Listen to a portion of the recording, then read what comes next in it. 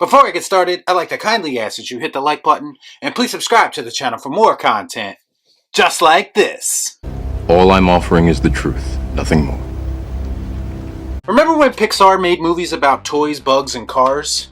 It was a simpler time. Of course, I am undermining Pixar's former brilliance. What they actually did was take those very simplistic ideas and add these heartfelt emotional messages to them that appealed to everyone. If you notice, the movies with mass appeal are always the ones that stand the test of time. Makes a lot of sense, doesn't it? That makes sense. Which brings me to Pixar's latest film, Turning Red, which is now streaming exclusively on Disney+. This movie proves that absolutely nothing is free from controversy anymore, not even the once universally loved Pixar. So what is it about this movie exactly that caused so much controversy? Well, in order for me to explain that to you, you will need to know exactly what it's about. It is described as a coming-of-age story about a 13-year-old Canadian Chinese girl who turns into a red panda anytime her emotions run high. It's basically a metaphor for puberty. Think of the Incredible Hulk, but on his period, I guess.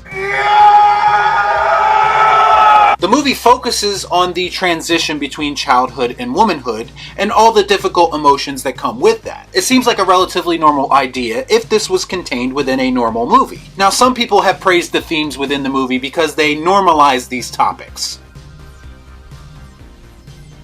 I hate the term normalized, by the way. These topics are already normal in the right situation. Most notably in conversations between parents and their children. And I really don't think we need Pixar to show us how it's done. A lot of people who watched this film, including parents, felt like the themes were too mature for children. Which, as parents, by the way, they have a right to feel that way. It's gotta be kind of jarring as a parent to sit down with your child and think you're going to be watching a Pixar movie about a girl who turns into a panda, and a lighthearted adventure that comes along with that. But then somehow you end up hearing about Aunt Flo coming to town and it throws you off a bit. No shit. And my question is this: shouldn't it be left up to the parents to decide when to have these types of conversations? And just thrusting this conversation onto unknowing parents who didn't know any better seems a bit irresponsible if you ask me. Of course, Hollywood and their apologists think they know better than everyone most times. So they take it upon themselves to tell parents what is normal for their children to watch. Honestly, it's a very weird hill to die on. I come from a time when people used to criticize parents for not paying attention to what their kids are watching. And now they're being criticized for taking a bigger part in that. Fuck me, right? And then I came across this very weird article with the Daily Beast, with a headline that reads, quote, "How did Pixar's delightful Turning Red become the target of sexist, racist controversy?" Ah yes, the old adage that if you don't see things my way, then you are a sexist. Never change, media outlets. Never change. Fuck you!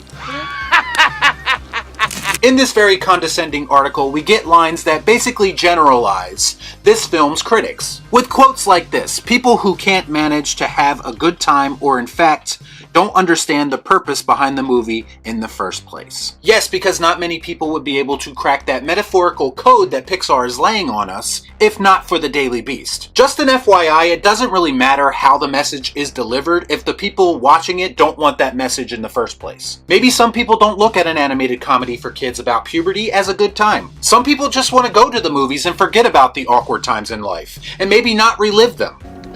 Message! The article actually goes on to insult angry parents as well as some critics on Rotten Tomatoes for, quote, contributing to the shaming of energetic teenage girls for their passions, like when they become obsessed with things like Twilight. This is apparently another topic that is also covered in the movie. I can tell you from experience that nobody really shames girls for liking Twilight. We shame Twilight because it sucks. That's right, it stinks!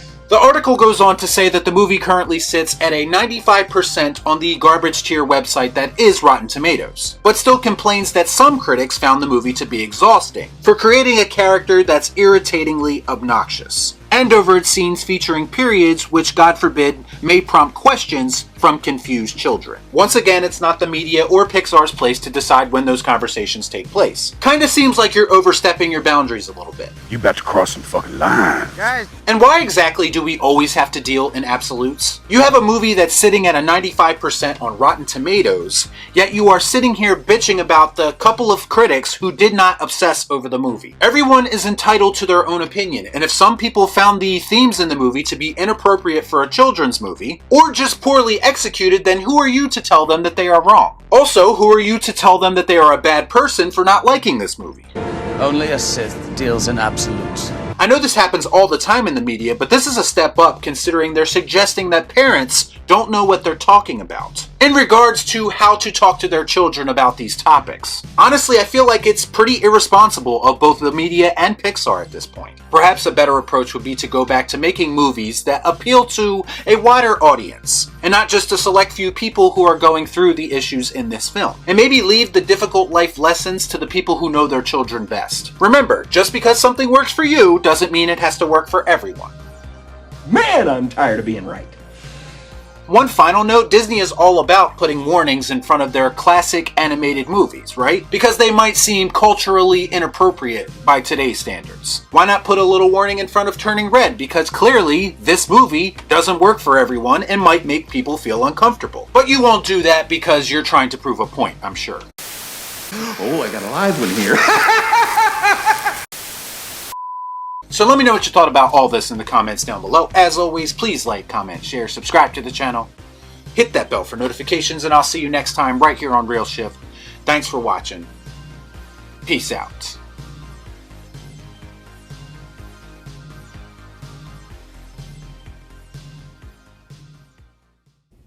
Y'all be cool. Right on.